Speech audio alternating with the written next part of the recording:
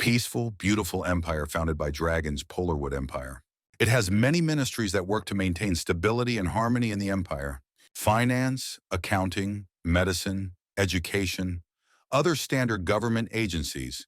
In other words, government employees. Among them, there is a unique scroll management department that is subordinate to both the Magic Tower and the Imperial family. Scroll, a magical artifact in the form of parchment written with one-time magic. They are most often used in everyday life or for support in battles. And thanks to the easy activation method, even a person without magic can easily use it. This is something that common people know. Crown Prince Kairos, Polarwood, has a different point of view. A guy from the Imperial family who prides himself on not relying on magic. It is fair to wonder if there is a need for a scroll management department. So the Crown Prince came up with a plan. Send a man to check. He must prove that the department is useless and make sure that it is no longer needed. And that's how he, Kivon Artes, became an intern in the scroll management department. His job is to study the department from the inside and decide if it is needed. Fortunately, it seems quite simple. Because it is a place, a forgotten corner of the empire, where low-ranking employees work. This department is considered the most useless and unpopular among all the others. And those who work here know this. There is so little work here that people do whatever they can, have fun as best they can. For example, today they compete to see who can build a tower of papers better and faster. The guy looks at all this and understands that the team is just hitting rock bottom.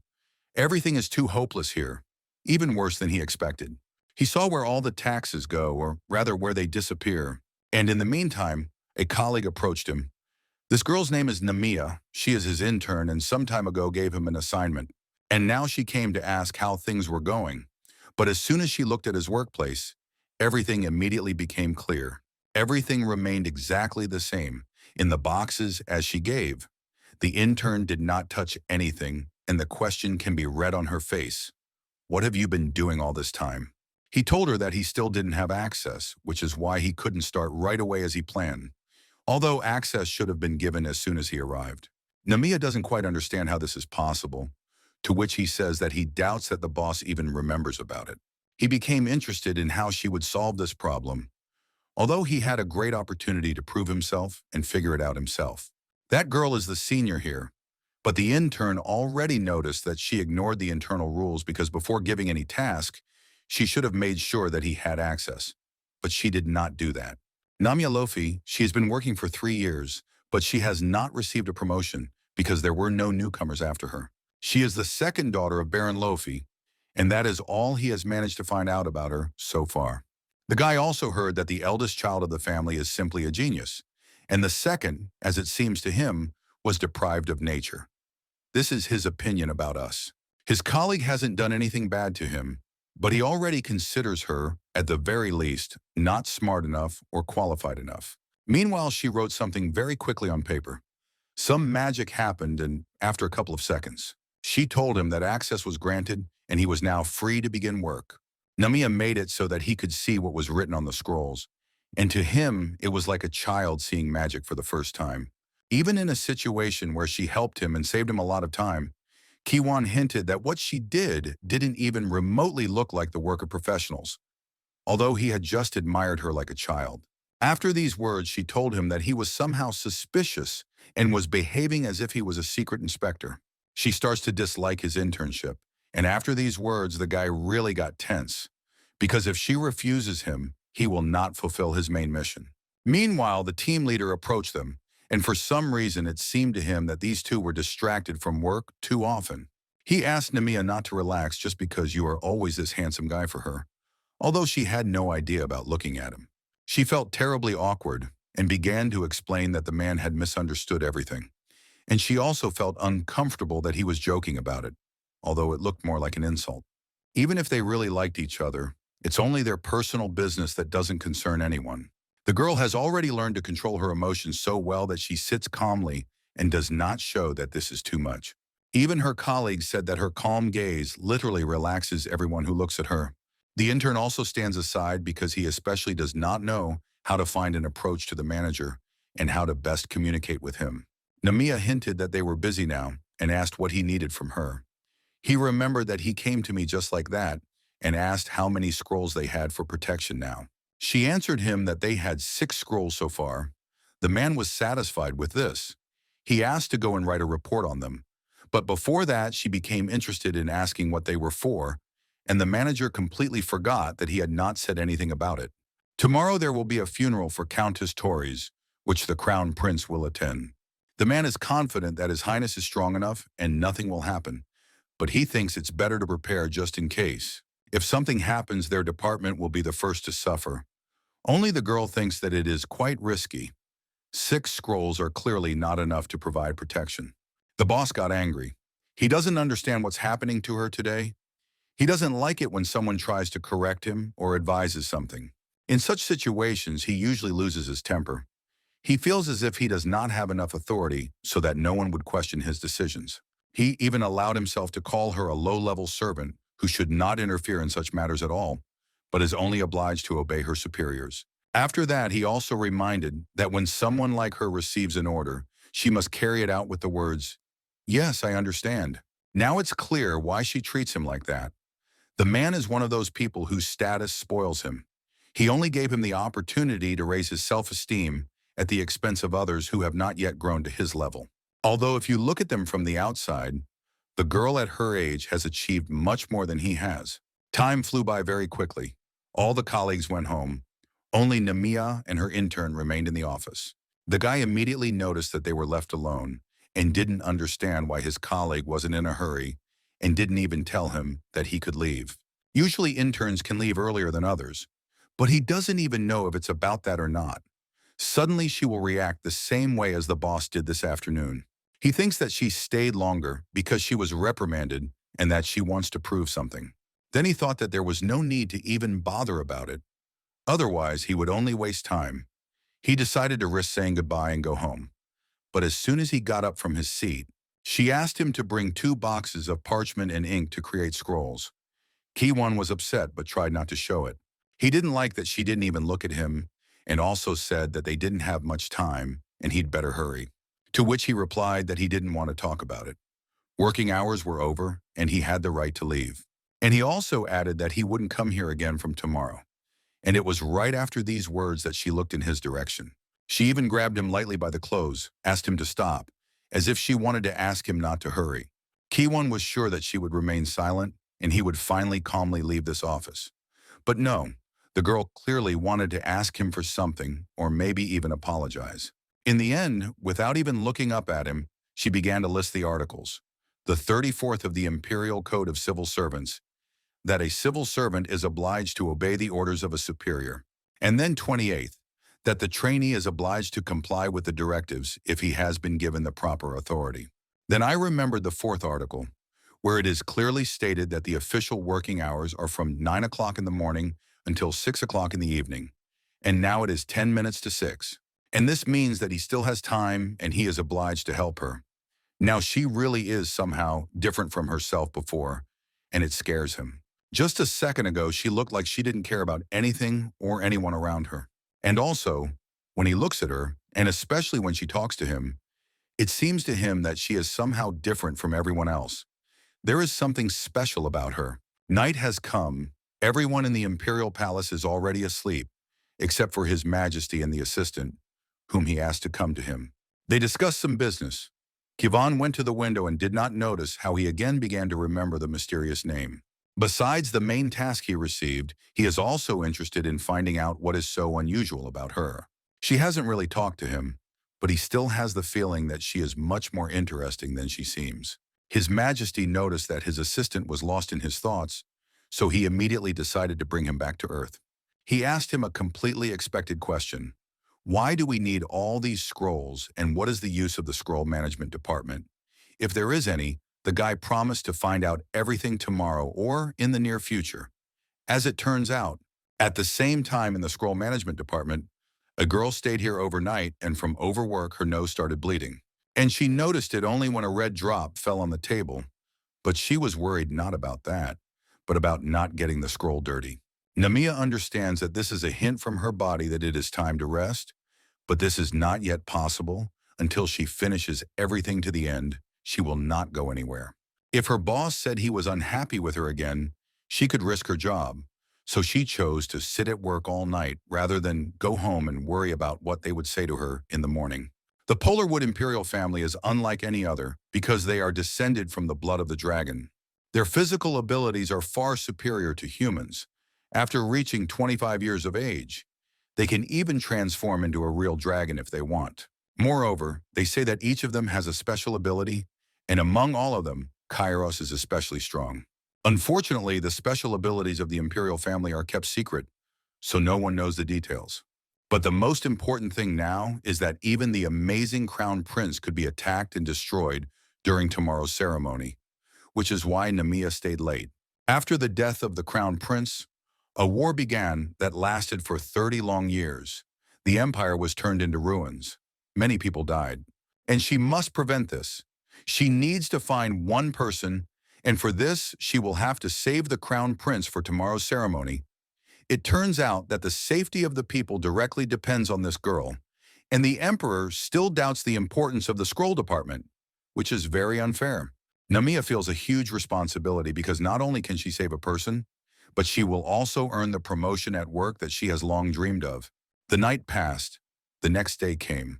Looking at other people, she felt offended that someone was resting, and she was working and even missed dinner. Hungry, tired, in a bad mood, she went out into the street and still continued to help so as not to be left without something to do. You can tell she lacks strength, but she only holds on because she knows it's worth it. The girl is proud of herself that she got it done on time, and when she is so productive, it is hard to stop and the body itself finds work. She doesn't like to admit it, but without Mr. Kaiwan, she wouldn't have managed to do anything, so she's grateful to him, but she's unlikely to tell him this personally. Namiya didn't look around and didn't notice that she was heading straight towards the Crown Prince, who had arrived just a couple of minutes ago. If she hadn't noticed it now, she would have gotten too close to him, and it would have been terribly awkward. She wanted to move away or go to the side, but he suddenly began to approach and even looked straight into her eyes. Namiya thought he just wanted to pass by, but he stopped, and it's hard to say whether it's good or bad. His assistant asked if everything was okay, to which the gentleman replied that everything was fine and asked not to worry. A couple of minutes ago, the guy was silently looking at her, and before leaving, he whispered that he was looking forward to her performance. It seemed to her that she would definitely be punished for this. Although it was not even clear what she was so afraid of, His Majesty himself approached her and even smiled.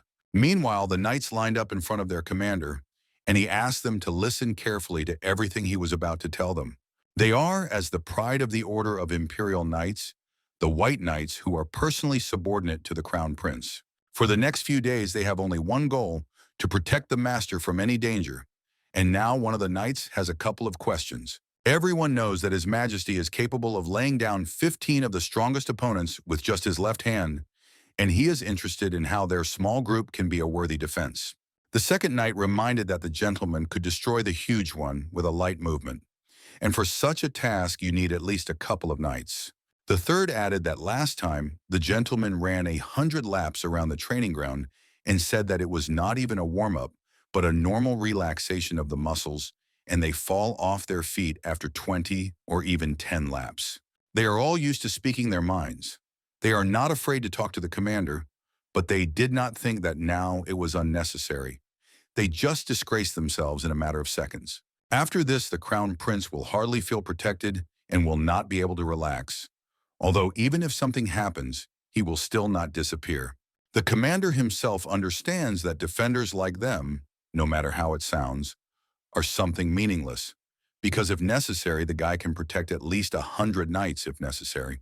Up until this moment, the girl knew that the Crown Prince was a strong man, but she didn't think that he was so strong. It turns out that the knights around him are something like decoration for the overall picture. And in the meantime, he says that he is very sorry that his presence is a burden for them. She asked not to forget that. Now he is right behind them, then asked to stop complaining. After all, it is high time for them to move out. The Crown Prince tries not to show it, but he is very tired because he has been working a lot in recent days. And when he learned from his assistant that Namiya was not sure whether just 5 scrolls would be enough to protect him, it became impossible to think about anything else. As soon as he remembered this, Some people started attacking them out of nowhere. The knights noticed this in time and started to protect him. This was the first time someone reacted faster than him. The guy didn't even have time to tense up, and his defenders were already attacking. He has never had a loss of activity before, and something tells him that it is not just because of fatigue. At some point, he stopped feeling his powers. It was as if his aura and even the magic that had never left him had disappeared. This can only happen in one case, if it concerns the dark phase, which is truly dangerous even for him. He tries to reassure himself that this is impossible because there can only be one dark phase in a lifetime, and he has already experienced one when he was 10 years old. Just at that moment when the opponents focused all their forces on him and in one instant fired hundreds of arrows in his direction, it seemed that that was all. He was already there and had resigned himself to the fact that his end had come, but at the last moment he heard a female voice which he said, "Activate." It was as if some invisible dome had appeared around him. He was filled with energy, and the feeling became as if he could calmly rise up and defeat at least 1,000 armed opponents. All those arrows fell on the floor. Not one of them damaged his body. And at that moment, he saw only her in front of him, the one he doubted a couple of hours ago. She is very glad that she was not late, that she did not give up and did a great job that night, thanks to which the Crown Prince is now alive. He understands perfectly well that if it weren't for her, everything could have ended literally a couple of seconds ago, and he wouldn't have a single living place left. Namiya slowly approached him and in a very gentle voice asked how he was feeling and also offered her hand to help him up. Then she thought that he probably didn't know her name, introduced herself and said that she was very glad that she was okay, at least at first glance. While the knights try to hold off the enemies, the two of them seem to be in another universe. The Crown Prince seems to have forgotten that he was in danger. She managed to make him distracted and completely trust everyone around him who is responsible for his safety, including herself. She didn't think he would be so calm, although he should be the most shocked of all. Apparently, he has no problem with self-control. Maybe it's not really that. Maybe he's just trying to process everything that happened. After something like that, it's hard to act like nothing happened.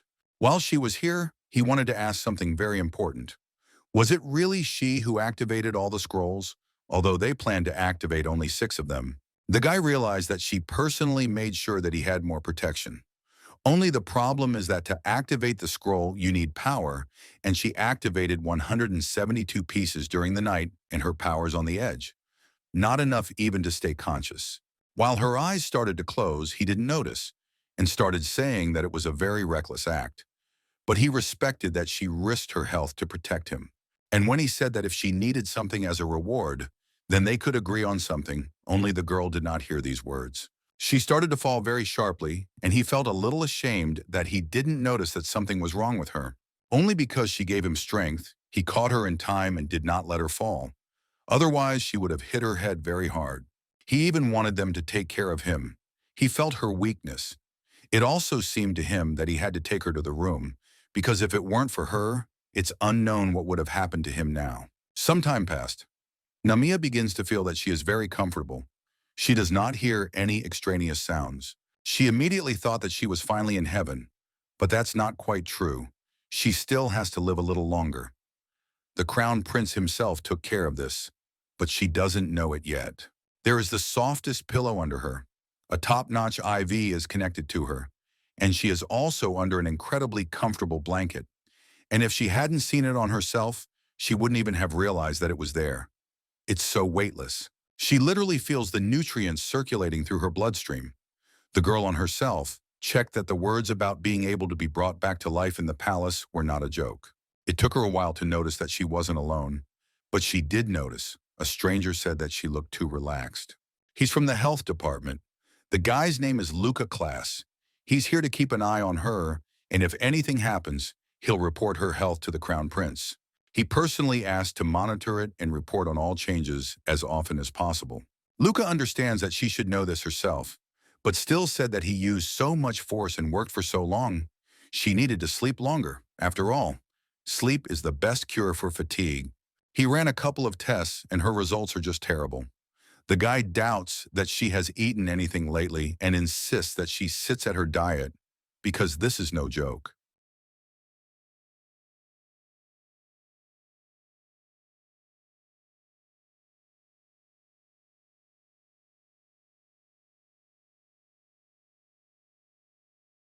He asked her that since she was so smart, why was she now lying under a drip and he was asked to watch her? And when they both calmed down a little, Luca suggested guessing who had been generous enough to give her such an IV, which is hard to get even for respectable people. Namia guessed right the first time. The guy replied that technically it was true, but it was he who prescribed this particular IV, expecting to hear at least a little gratitude from her. All she could tell him was, "Oh yeah," and that almost drove him crazy. At that very moment, Luca doesn't understand how you can be such a cold person who can't even thank someone. They were classmates with Luca at the Imperial Academy. The girl took first place in the entrance exams, and he took second place. Since then, he follows her everywhere, calling her a rival, and still dreams of getting first place somewhere and looking down on her. But so far, he hasn't succeeded. It remains in his dreams, and she only laughs at it. She even once thought about playing along with him and taking second place on purpose, but she never did it. At that moment, she wanted to turn around so that he wouldn't see that sad look. While she was thinking about her own, he looked at her and this silence made him very bored. So he spoke.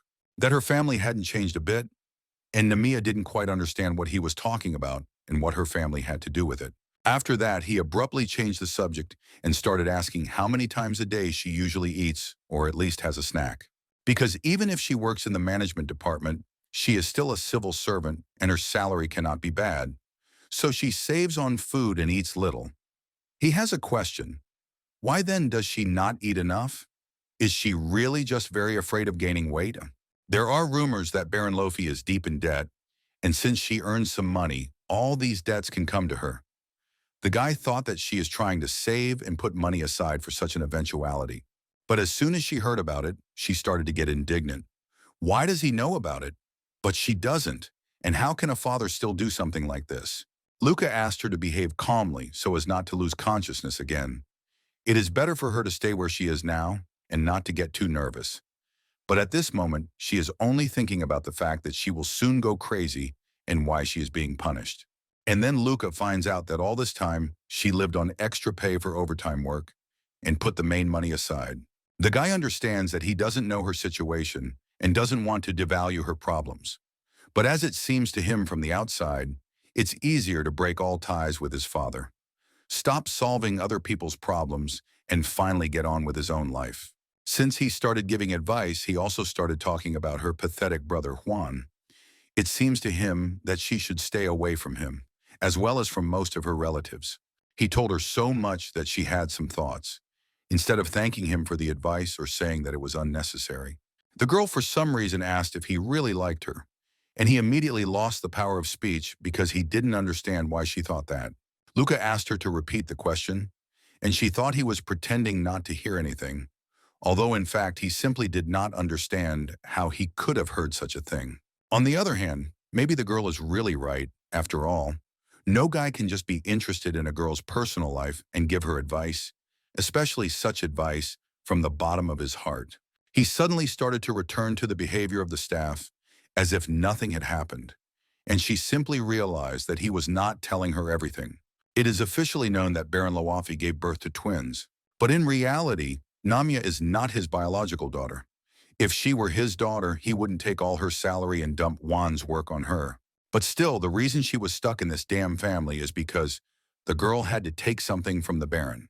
Once she gets this, she will stop fighting, make a fortune, and find her real father at any cost. She sees how the guy is interested in this matter, so she still explains to him that until he achieves his goal, he will have to stay in the Baron's shadow, no matter how much she doesn't want to. He answered that he would decide for her, but hiding in the shadows would no longer work. But the girl did not understand why he had taken this as his point. It is already known everywhere that it was she who saved the crown prince. And for this she will receive an impressive reward, and also the fact that he personally carried her to the hospital in his arms.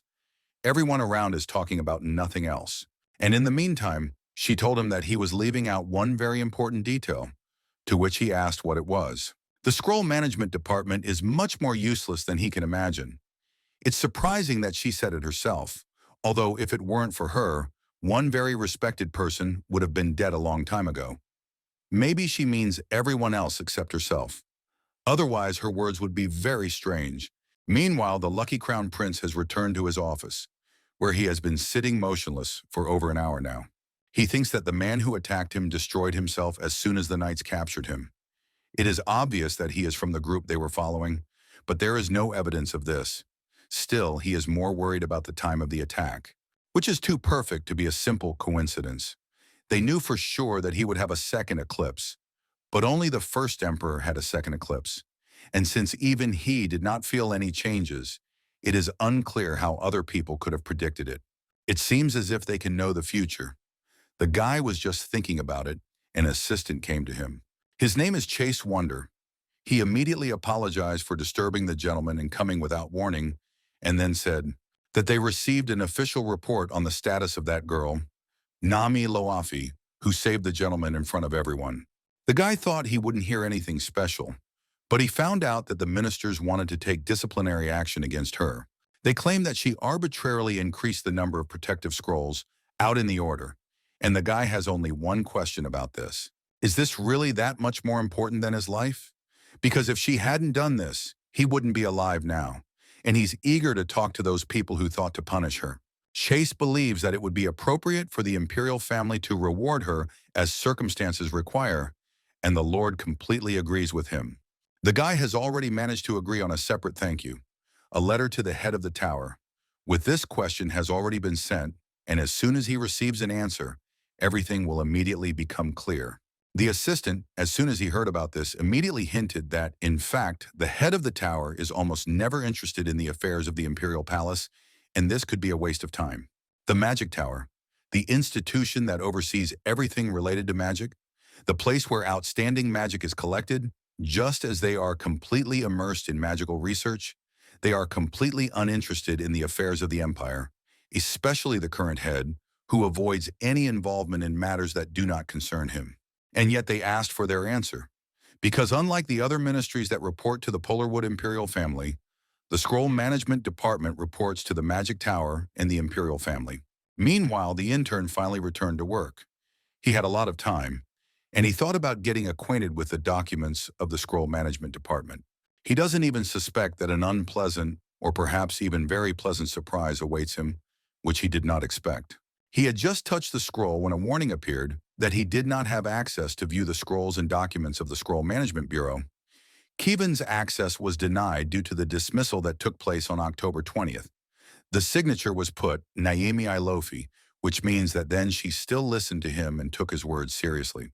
The guy didn't think that she had time to block access and that she remembered about it at all. It turns out that she detained him that day so that he would finish the job, and the next day she was no longer expecting him. Meanwhile, the Crown Prince also does not cease to be surprised by this girl. He thought that she would not rush and would do everything much later, but she created so many protective scrolls in one night, and that's not all. The spy has already told his master that he was unable to obtain the information, which means that there is a competent employee in the Scroll Management Department after all. His assistant is still here. He knows this will sound presumptuous, but he wants to ask one question. Will the master be able to reward Miss without the order of the head of the Magic Tower? To which he replied that he does not really understand the scrolls, so he needs the opinion of the head of the tower. Maybe someone hasn't noticed it yet, and even they themselves. But Chase can clearly see how sympathy is developing between someone. He sees very well how the gentleman constantly loses his train of thought. Something distracts him, or rather, someone. And from the outside, it seems very nice. Chase might not have said this, but he still said that he would keep his observation to himself and would not tell anyone about what he noticed. The guy immediately understood what was being said. He said that the assistant was mistaken when suddenly someone knocked on the door and did not let him finish. The butler came to tell that Namia has already woken up. She feels well, and now they need to know what to do with her next. The Crown Prince immediately wanted to go to her chamber, thereby only confirming Chase's words. He even smiled a little and turned away so that no one would see it. The butler says that the girl has already left the room, and as far as he knows, she is already somewhere in the office. Meanwhile, in the Scroll Management Department, things have been uneasy since early morning. Everyone is discussing what Namia did. No one understands why she would go so far, especially since no one asked her to do so, and she could have just been relaxing at home all this time. She hears all these phrases from the window of her office. The girl is already so tired of all this that she wants to be where it is very quiet and there are no problems. She understands perfectly well that there is no point in explaining anything to all these people because they will still hear everything the way they want. But all she can do is wait for her vacation or at least some gratitude from her boss, although it is unlikely that she will get anything like that from him. She won't even be surprised if, even after all the good she's done, he finds a reason to punish her or even fire her. He's been threatening to do this for a long time now. As many have already guessed, she is a special person. And all because the girl knows the future, one ordinary day, a sudden headache, and a flood of memories. This world, a story from a book, that's how she learned about the destruction of the Crown Prince, which sparked a long war. But she didn't feel surprised or hopeless. She was still herself and her daily life went on. Since Namiya prevented the Crown Prince from dying, now it is very important to find out who is behind this and help Kairos. Then there will definitely be no war. Now she is a low-level servant. She has no power, so helping the Crown Prince will be the best choice. But since the future she read about has changed, those who are targeting the master will not give up easily. They will definitely continue to pursue him and the Imperial family. Meanwhile, the boss in his office has already learned all the details, and judging by his reaction, she is in for a very serious conversation. He literally went to her office a couple of minutes later, but it doesn't seem like he wants to say that she did a very good job, and he is proud of her. He slammed his hand on the table, looked at me with a maddening look that made me want to hide somewhere. Namiya knows this look of his very well. It seems like a signal that a real moral test is about to begin. She asks him how she can help, and he says in an indignant voice, "How dare she ask such a thing?" He is perplexed. How can she not understand what a disgrace she has brought upon the entire scroll management department? The number of scrolls indicated in the report does not match the actual number. The man is sure that if she had done nothing, everything would have been fine with the gentleman, but she is not sure and does not even know what to say now. She wants to say everything she thinks, but it is very difficult to do so under such pressure. The boss is already starting to hint that it is high time to replace her. He also says that if she wanted to use magic so much, she should have gone to the tower, although, in his opinion, she definitely wouldn't have been accepted there. He always considered her unworthy of anything, and at every opportunity, he reminds her of this. Like now. The man remembers very well that her grades at the academy were the lowest and not a single department except them agreed to accept her. Some colleagues heard this conversation in the hallway. They felt very sorry for the girl because they are essentially no different from her. They had the same bad grades, and she also helps them out very often, so they would not want her to be fired. In fact, regardless of her grades, she would still have come to the scroll management department, although it is generally accepted that going to the tower is much more prestigious. But she dreamed of doing this job since childhood. It is obvious that now he will order her to write an explanatory note. Namiya did not even have time to think about it, as he already gave the order. And he also got angry that she doesn't even look in his direction and doesn't know how to talk to her anymore, so that she understands the full scale of the problem. It seems like she has some other nerves, because any other person in her place would not have been able to stand it and would have started yelling at him, just like he did. And she only told him that she was very sorry that she had upset him and promised to provide an explanatory note by the end of the day. After that, he shouted even louder in order to get out of here right now, although the girl was working and had to do something. She asked him what about the scrolls, to which he replied that she was fired from today, and he forbade her to appear on this territory.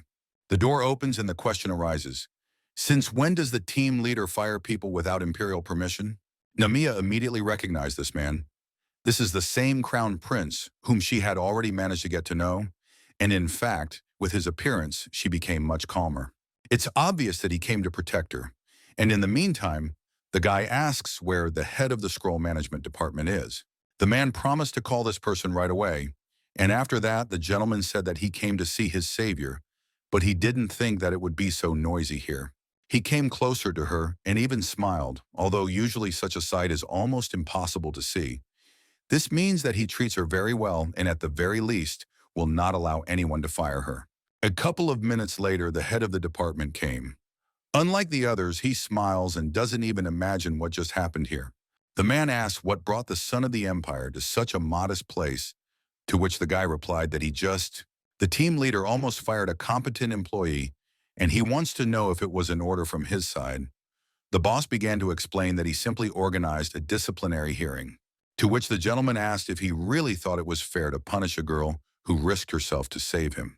Personally, he regards it as if they were against it, and that is why they punished the employee, because she did not listen to them and acted according to her conscience. On the one hand, she feels very embarrassed that she arranged all this. Although, on the other hand, her conscience is absolutely clear, and if it weren't for her, no one would be protecting her now. The guy didn't shout or do anything threatening, but every word he said was threatening. The dragon's presence was felt by every cell of his body. After they all went their separate ways, the crown prince decided to ask if there were any other problems with the matter, because he had never checked it before. After studying the documents, it became clear that the management in the department was simply terrible. So much needed to be changed that he couldn't even believe that everything was so bad. Chase doesn't even take attendance into account.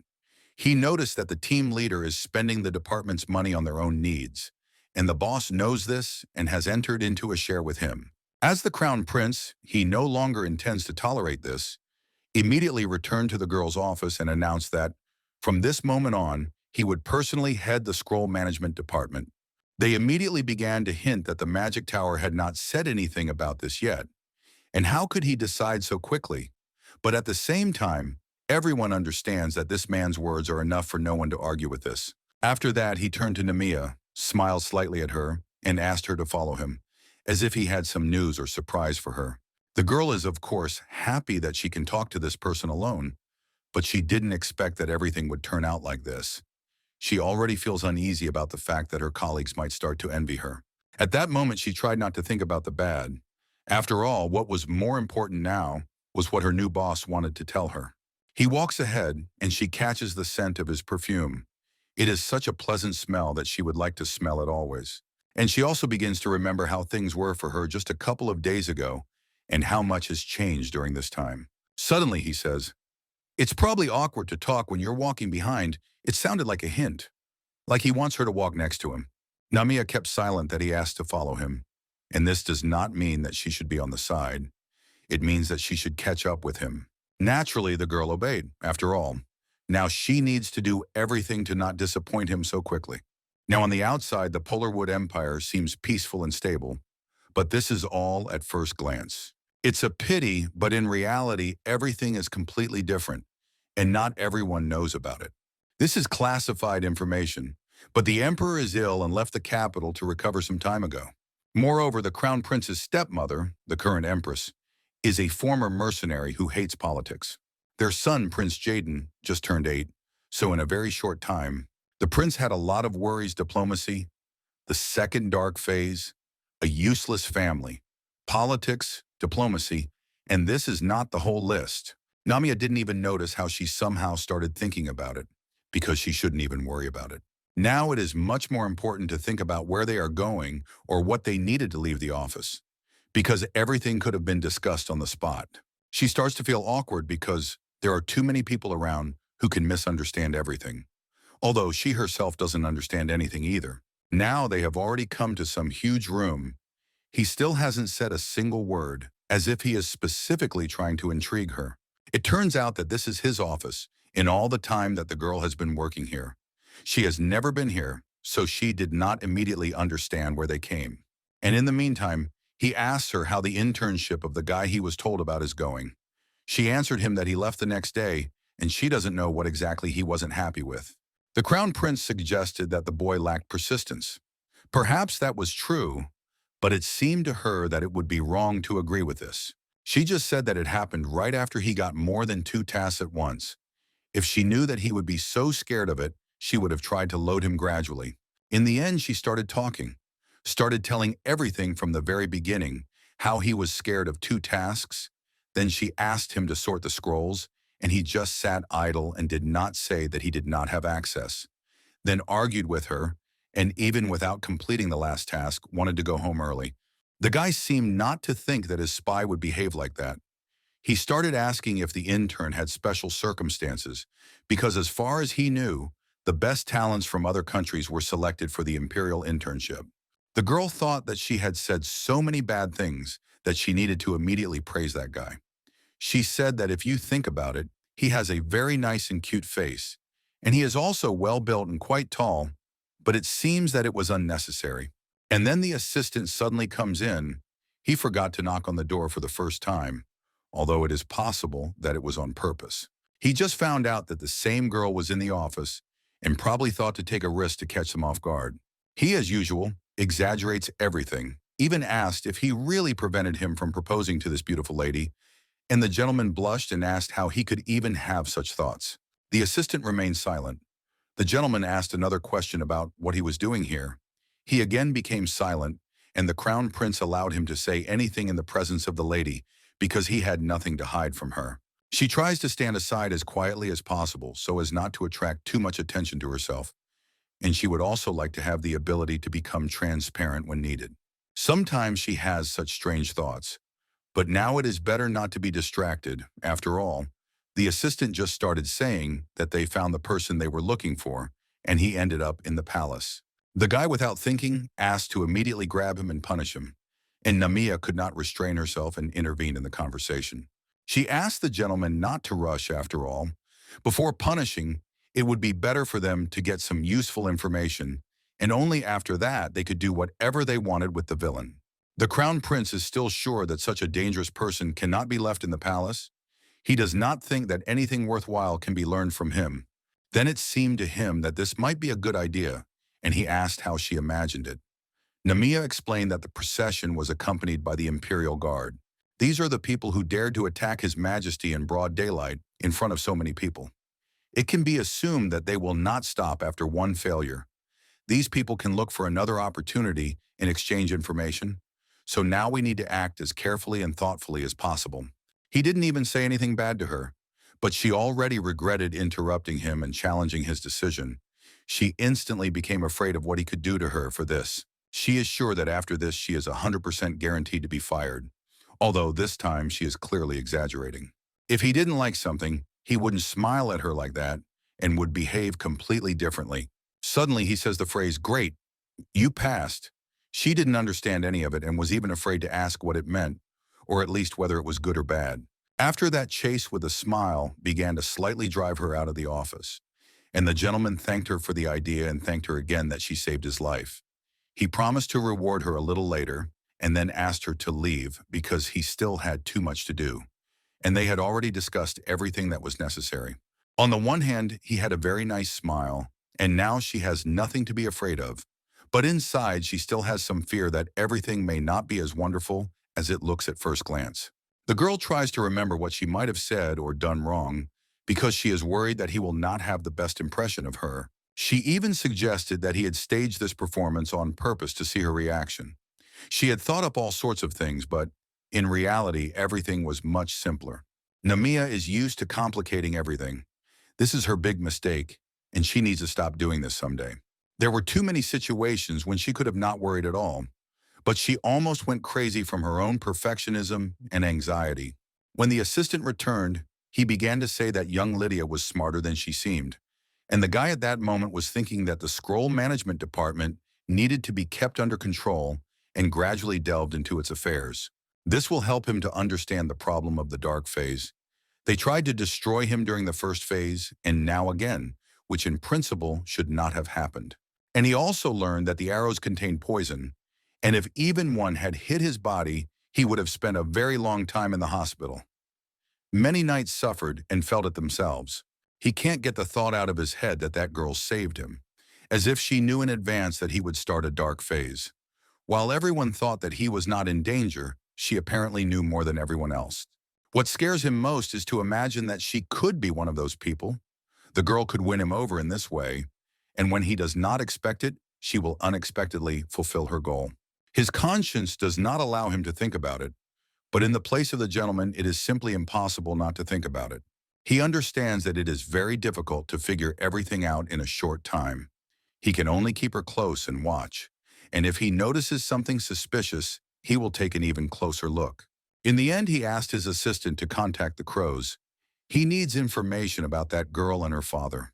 Crows, this is the prince's reconnaissance group.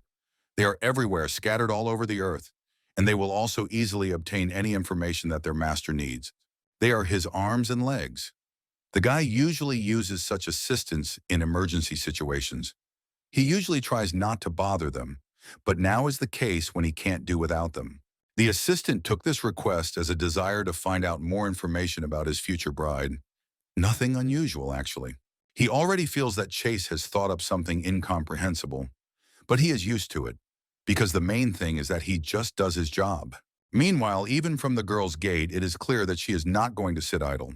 She also has a lot to do, and she is also one of those people who cannot calm down and relax until she finds out everything that interests her, even things that don't make sense.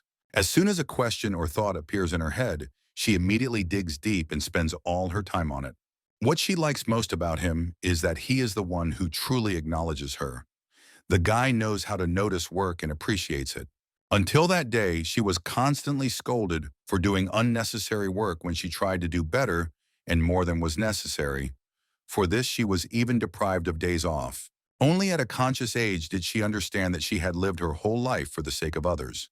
Those who, for their part, could not help even with the slightest request. The only one who recognized her and saw her as a good person was her father, whom she loved very much. It's just a pity that over time, everything changed a lot. And meanwhile, when she was calmly walking down the corridor, her brother suddenly grabbed her hand and said that he was tired of looking for her everywhere. He acts as if she owes him something and has no idea what will happen if the crown prince sees him behaving like this. The girl asked Juan not to touch her because if he continues to allow himself to do this, then she will treat him accordingly. Namiya knows this man very well. It doesn't seem like he's looking for her out of simple concern. He definitely wants something from her. He turned red, smiled, and said that he had a document that needed to be prepared by tomorrow, and if she loved him like a brother, then she should help. He constantly dumps his work and his problems on her. From the first days at the academy, he relies only on Namiya because he knows that she does not know how to refuse, even when she herself is busy. He calmly gave her his notebooks, said that she knew what to do, and also asked her to hurry up because, as always, he remembered about his studies at the very last moment when it was time to hand everything in. After that, as usual, he hinted that if he had bad grades or problems, then he would do the same for her.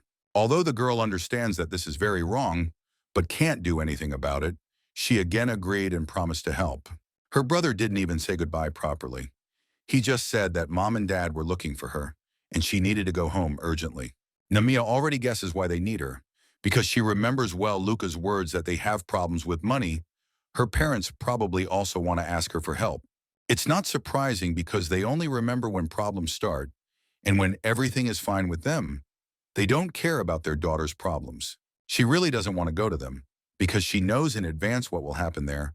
She clearly won't hear anything new from them. The girl tried to force herself to hold out a little longer, because she believes that justice will soon appear in her life, and all the problems will dissolve like morning fog. There is a reason why she became the head of this terrible family. 15 years ago, the girl lived in a small southern town, Arbin. For as long as she can remember, her mother was never around, and according to her father, she left behind huge debts. At the same time, she can't say that at that time she envied children who had a loving and kind mother. Even if they weren't living in luxury, a simple meal with her dad made her incredibly happy. She enjoyed every second with him and also dreamed of earning a lot of money to give him a gift or make his dream come true. Namiya remembers very well that evening when she spoke to him about his work, or rather how much time he devoted to it. All the time he was a teacher of ethics in the village school and also worked extra day and night to cover the debt. Although if it weren't for all those problems, they might not need anything. She even then felt very sorry for your father, who was trying so hard to ensure that there was a piece of bread in their house. To this he replied that no matter how hungry or tired he was, every time he thought about his beloved daughter, he was filled with strength. He called her his precious treasure and said that he was ready to work even harder just to see her smile more often. It was just that period when she made her first scroll and boasted to him of this wonderful news. Remembering this, maybe it was her talent for magic that became the beginning of all these failures, which began to increase like a snowball. If she could go back to the times when she would tell her dad about her little achievements, she would truly be the happiest person in the world. She saw how he was sincerely surprised, how he was happy and proud of his beloved daughter, and now it is impossible to believe that she does not even want to see or hear this man, let alone talk about her problems. As a child, she could not think about any problems, just do what she liked. The girl read books about the stars and the theory of creating scrolls in the library from morning to night, after which she created her first scroll. Her father considered her a special child because she just read a book and after a short time did something impossible. Although usually people learn this for years, she still wants to tell her beloved father about her small victories. But now she has only herself, and all her relatives have changed for the worse. She will never have those warm conversations, hugs again, only hatred and rejection towards everyone she previously considered a close person. Sometimes she even did good deeds on purpose so that he would praise her. She liked to see the sparkle in his eyes and the pride that literally filled him. Little Namiya could not even imagine that over time, this person would become someone she would hate to remember. Everything started to change dramatically from the time when Dad took her by the hand to the house of Baron Lofi and asked her to call him father, which she really didn't want. She was so convinced that the Baron would become her biological father that from then on, just the word father made her feel uneasy. Namiya is still very angry with herself for taking Oberona seriously as a family member and forgot that she has a real father. She was even added to the family registry, and because the girl was too young, she actually forgot that this was not her real family. Only at a conscious age did she have memories, after which she began to hate those people and set herself the goal of finding her own beloved and unique father. At that very moment when she asked him when he would come back and when they could be together again, he looked so sad that she didn't ask him about anything else. Everything was so clear. The girl then pretended that she was holding on, but inside she felt such emptiness that she wanted to cling to him very tightly and never let go. After this, the Baron and Baroness, as expected, began to bathe in luxury and wealth, and they also used the Pope's disappearance as an excuse to use her for their own purposes. For the first time in a long time, the girl came to them, and before opening the door, she promised to quickly sort herself out and leave as soon as possible. You can see how they try to smile, as if they are happy to see her, and she seems to see right through these people. Because of this, it only becomes more disgusting to be here, because here, as before, there is nothing real, only empty promises and insincere smiles. Namiya had changed a lot since the last time they saw each other. She had grown up, so she immediately started talking about how she had heard that they were borrowing money in her name and investing it. And since they invited her, it can be assumed that the investment did not live up to expectations and they need more money. The Baron began to be indignant that she had no manners. He was making her feel guilty, trying to make her feel ashamed, but he himself apparently didn't know what that was. If he had a conscience, he would have heard this, calmly explained and promised that this would not happen again, and ideally tried to make her trust in them return. As usual, he twists the situation to his advantage, as if he forgot that it is she who should react this way, but definitely not him. At that moment, she realized that it was pointless to talk to them. She wished them luck, and the Baron suddenly began to offer her to marry some stranger. He said that the guy is the eldest son of the head of the trade guild, and as far as he knows, he really likes her. Then he showed his photo and began to assure that in life, this man looks much nicer than in the picture, but it sounded more funny than convincing. Namiya immediately told them that she didn't want to hear anything about it, and that she was no longer interested in delving into their problems and solving them to her own detriment. The woman asked with a grin not to jump to conclusions, as if nothing would happen if she just met him once. In fact, the girl had heard something about him. He is one of those men who abuse their wives and keep them with them until the very end. The woman's words that the girl will not find a better man than him, as some kind of mockery. It is very interesting to watch this conversation. They seriously think that they can send him into a trap in this way. Namiya continues to stand her ground. She told them that their debts are their responsibility and they don't even have to try to sell it to pay off and get rid of the problems easily. She just touched the door handle. The sinister Baron turned on the manipulation and as if by chance asked, "Isn't she interested in finding out where her father went many years ago? And if she doesn't act offended, she'll listen to them and agree to marry that man, so be it. He will tell her the whole truth," and also added that as a bonus, She will enter a rich family and change her fate, and for money she will be able to get to her father. He asked her how she liked this idea and was already smiling so widely, as if he knew that the girl had no chance. All this time the Baron felt power over her because the girl lives in this house and can't go anywhere. And now to his question, she answered like this: "I'm leaving this house." Then she said that they heard everything correctly, and she didn't see any reason to make her life unbearable for any longer. Moreover, as a child, she promised her father that she would date and marry the one she truly loved, and it could not be any other way. In the end, her words were like this: "I have always been very picky about appearance, and as for all of you, I have changed the account to which the salary will be credited. This is just for the record. I have nothing to thank you for, so goodbye." That's how Namiya broke all ties with Baron Loafi. And in the meantime, the Crown Prince can't sit still. He's already gone somewhere. Only judging by everything, he was a little late. He and his assistant saw this person, which means that someone had been here recently. He really doesn't like that they are one step behind. The guy started to think what to do next, and Chase almost loses consciousness. He is not used to such sights. He can't even turn around and leave. It has thrown him into a stupor. Then he came to his senses a little, even recognized this man, and began to tell that he worked in the Ministry of Justice, where he suddenly transferred 10 years ago because he couldn't adapt to the previous department. Initially, he was still working in the scroll management department, and while his assistant was telling this, he noticed that it was like a farewell note. "I can't pay off my huge card debts. I will leave this life with my own hands so that its remainder will not be even more miserable. Forgive me, Mom." The gentleman asked not to read anything like that so as not to degrade, because it seems to him that they just want to confuse them, and in reality, everything might not be so obvious. The guy asked Chase to stay here, and when the order of knights arrives, he asked to tell them to take all documents and items from here, and he himself will return to work for now. At least that's what he told his assistant, and in a voice as if his location could change at any moment. The assistant begged him not to leave him here alone. It would be especially hard for him to survive tonight. But the gentleman silently left and Chase had no choice. Meanwhile, the girl had already left the house. She stayed on the street, so she had to have breakfast right on the bench.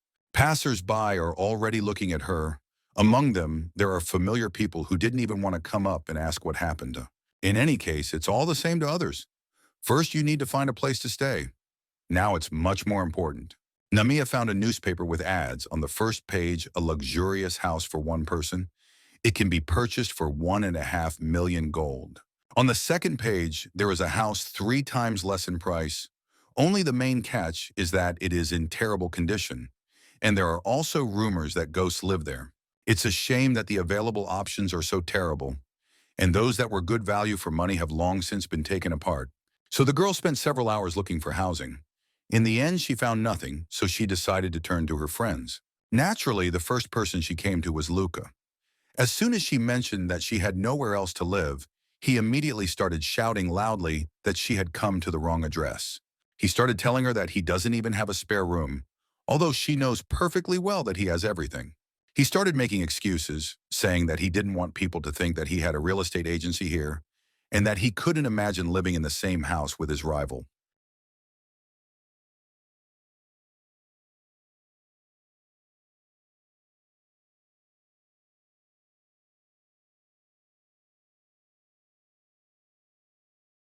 She also switched on the actress mode, asked him to imagine that if she were gone, he would fall into despair from the realization that he would never defeat her.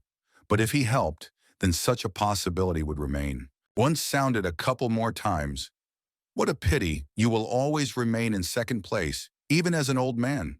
You will miss the one you could not overcome." Tormented by the thought, "Ah, if only I had helped us find a home then." The girl didn't even finish speaking. He already rushed off to find her a place where she would live. Apparently, Namiya knows him too well and immediately understood what to press. It turns out that the housing issue is resolved, but after that, usually something else happens. And then she thought, that nothing can be done. We will have to deal with it when it happens, because there is already enough to do. Meanwhile, the Crown Prince can't calm down. He has this feeling as if he is constantly one step behind, and every day it irritates him more and more. And also, the more clues and hints he gets, the more they point to the same place. The scroll management department, and the most suspicious of them so far, Namiya Loafi. No matter how he tries to figure out how she is connected to this, nothing comes to mind. The guy wonders if the ignorant junior maid can say things with such confidence as when they talked and she gave him advice. It seems like she can know the future. Whoever she really is, he is sure that she is somehow connected to what is happening around him. And the only clue is the poison that he found that night. The guy has been training his resistance to poison since childhood, so most people recognize it by smell alone. But this one is somehow new. He had never even smelled a similar smell, which means the poison is some kind of special one. It is possible that it could be specially developed for this purpose. 15 years ago, the estate of Count Calto, the guy trained very often. He literally every second of his life was involved in training and everything connected with it. He developed as best he could. For his age, he was a good opponent. Moreover, he never suffered a single defeat during all this time. In the few years he's been coaching this, he's had 86 wins and a night of losses. The boy still thinks that they could have given in to him because it is hard to believe that an adult knight could not cope with a little boy who was just learning fencing. It wasn't just that he remembered those times. He was always told that one day he would meet a person who would seem special to him. Everything coincided so well that the girl was just that person. By this time, he had already received some information from the Ravens that they had been looking for all this time. At the moment they know that Namiya uses scrolls, has a high talent in magic, often visited the Great Library, stopped going there after the incident with the goblin, some time ago left her previous place of residence. Probably moved, she is also the daughter of a baron, but her biological father is from another city. Maybe it's not connected in any way, but in his childhood, in his dreams, he very often saw a girl similar to her. And since he starts remembering it, it seems to him that these are some kind of internal clues that he should check. The guy still can't be sure if she's an enemy or an ally, but she's probably the one he's been looking for all this time. He intends to reveal her true identity, and he also really wants to believe that she will turn out to be an ally. Meanwhile, the girl had already arrived at work. She was so cold outside that she remembered that she could come here at the very last moment and was surprised that she hadn't thought of it before. At the very least, there are a lot of acquaintances here that you can ask if anyone could shelter her, at least for a while. And she also noticed that everyone around her was looking at her strangely, as if she had seen someone or owed something to someone. Only later did she realize that most likely everyone was worried about the rumor that she had started appearing in the gentleman's office too often.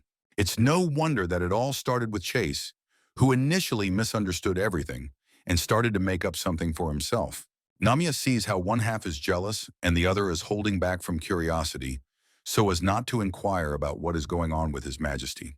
She thought it would be better to just ignore them in convenient cases, so that the person does not speak, and no matter how he justifies himself, this will only add fuel to the fire, so it is better to just remain silent.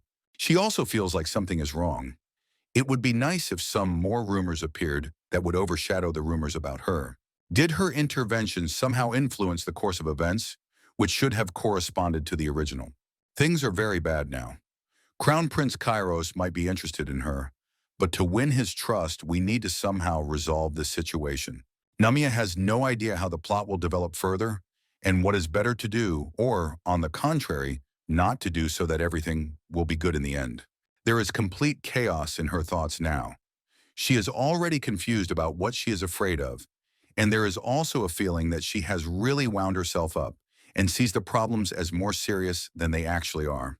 Meanwhile, a colleague runs into the department. He is very scared. It is clear that he came running to say something very important. They ask him what's the matter, and he could barely say that there are some problems with Her Majesty, the Empress. He told her that she had been arrested, and for the girl this was very good news. But she did not immediately notice that she had given in to her emotions too much.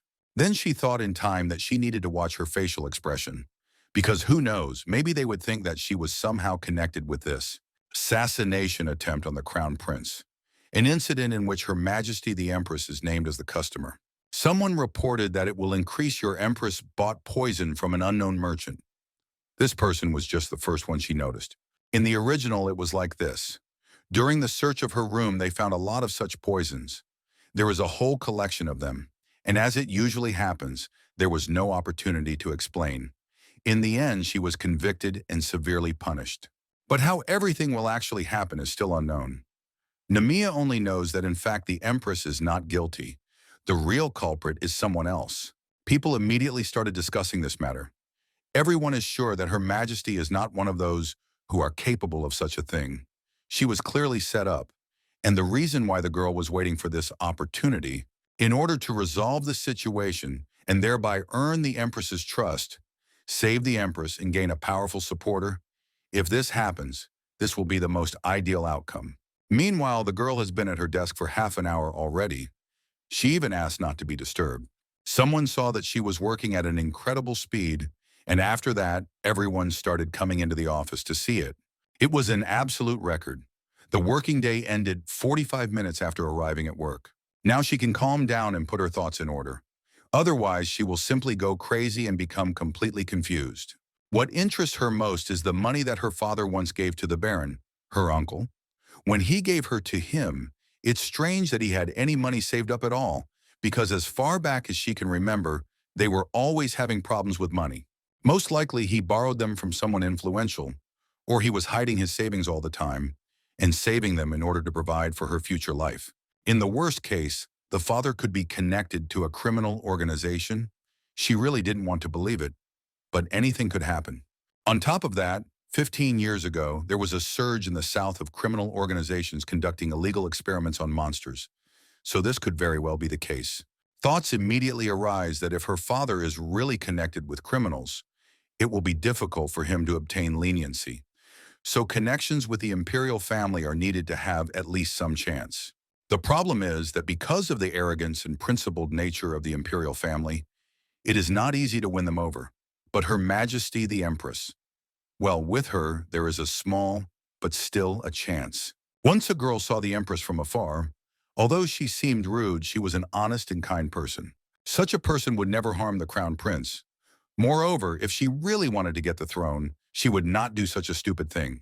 She would have simply personally carried out a coup, and Namya is not exaggerating at all, with her strength and determination. In short, she plans to make Crown Prince Kieros owe her, and she will also save the Empress. So she will win over two royals with one action. Meanwhile, night has come, and Her Majesty is still being interrogated, and they are trying to find out what they won't be able to find out because they detained the wrong person. They ask her how much longer she will remain silent, and the woman does not understand what other words to use to explain that they are just wasting their time on her. The assistant says she should confess as soon as possible so he can defend her in court. He absolutely believes her. But if things continue like this, he will find himself in a difficult situation. Arnold never thought he would face such problems. She is a very straightforward woman, so she showed him a little finger and asked if someone who trusts her would lock her up here.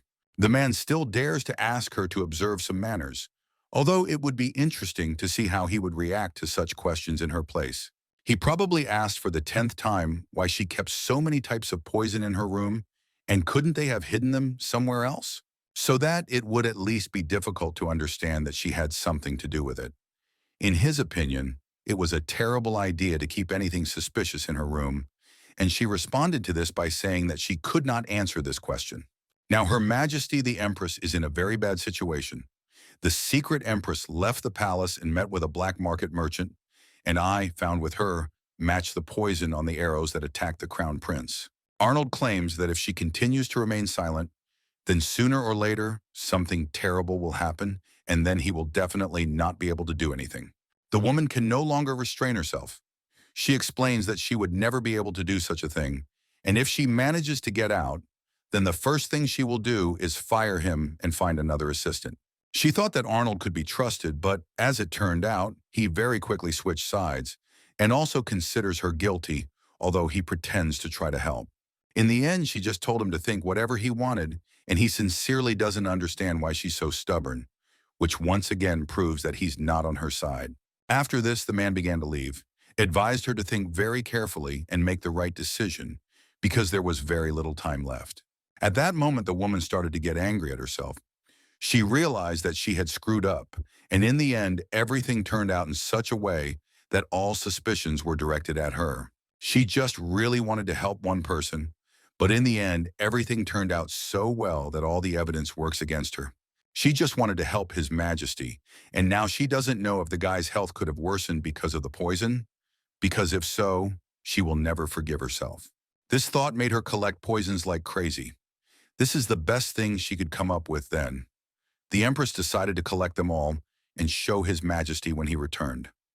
Now it is clear why all this was in her room. Who knew that everything would turn out like this? At the time, she thought she could help Edwin at least a little, but instead, she ended up only ruining the reputation of the Imperial family. The newspapers are everywhere writing about the Empress's plot to destroy the Crown Prince. She is called the culprit who will soon appear in court. They also write that Edwin is in serious condition and the Polar Wood Empire is doomed. It seems to her that even though she is an empress, she still has to take responsibility for this mess.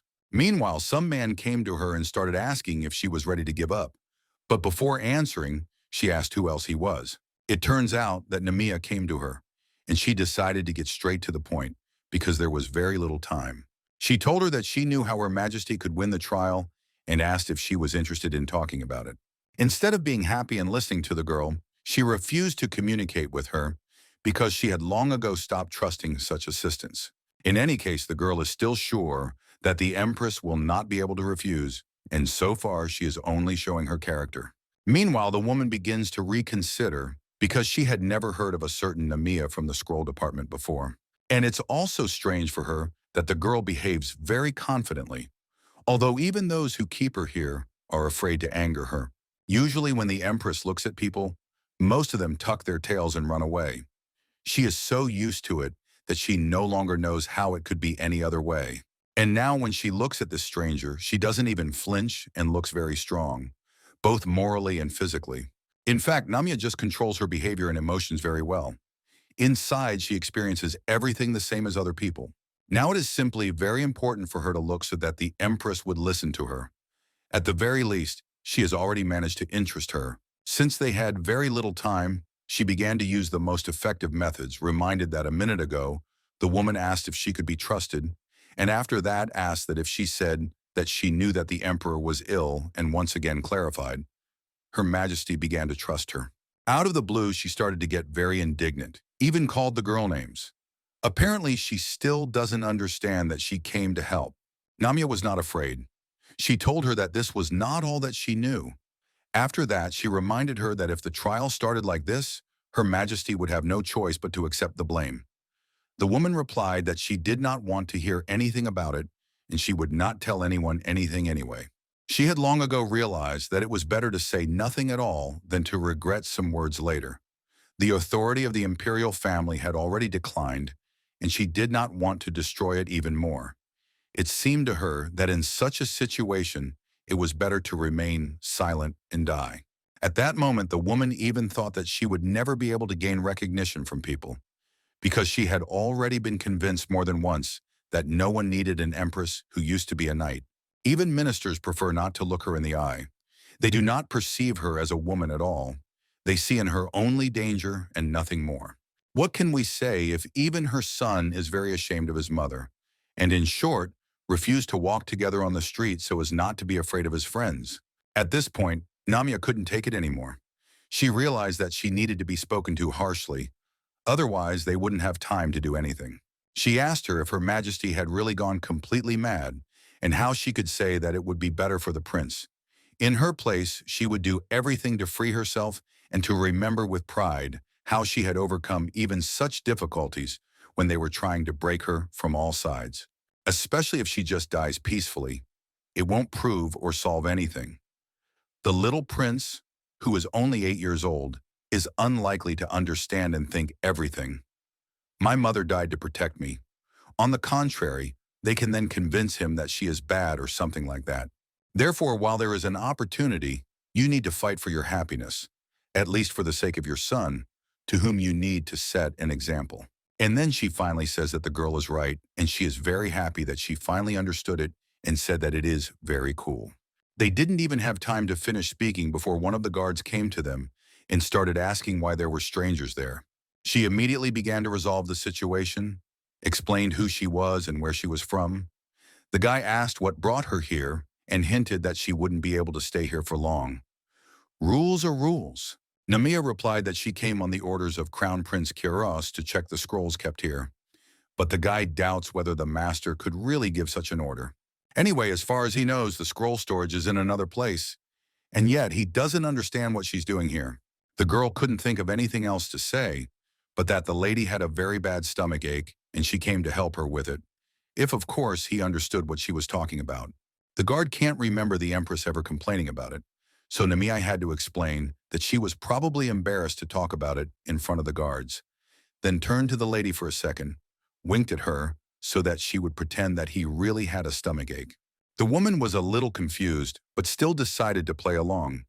After all, it seemed like the girl was really trying to help her. She started to feign pain so much that she went a little overboard. The main thing is that the guy believed her and no longer asked unnecessary questions. He promised to find some pills. Namiya told him that everything was fine. She had already brought something with her, so he could leave calmly and not worry. For some reason, she also pretended that her legs were relaxed and she couldn't leave here, and she also asked to call a doctor. She's quite the actress, but surprisingly, the guard believes every word she says.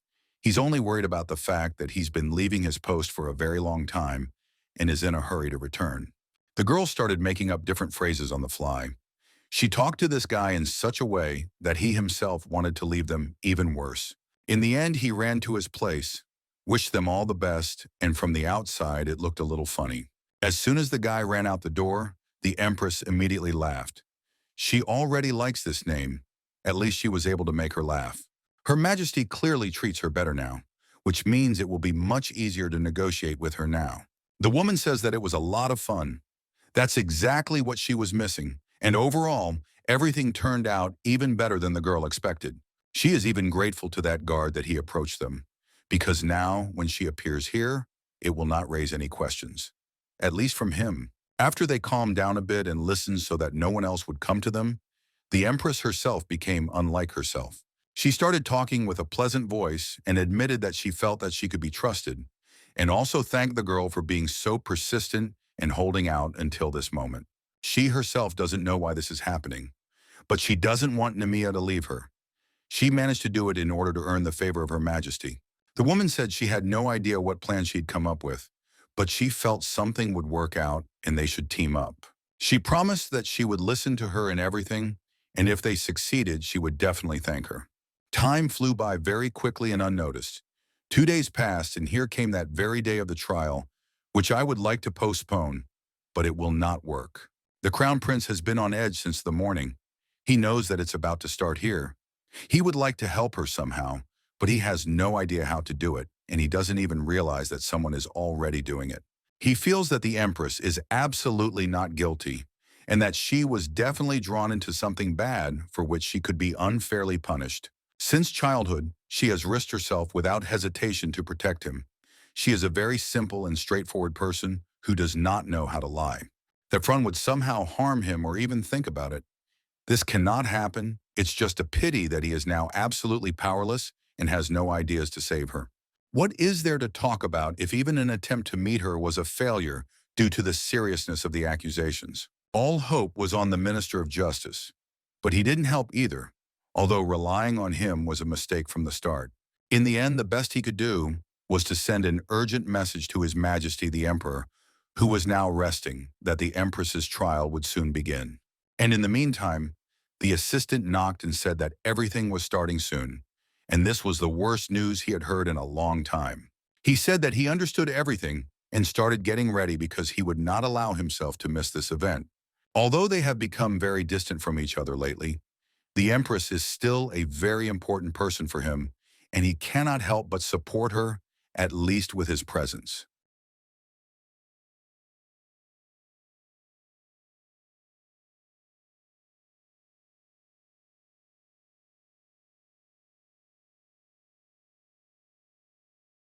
Almost everyone who was invited has already gathered in court, and it could be a beautiful sunny day, but in the end, everything is a little different.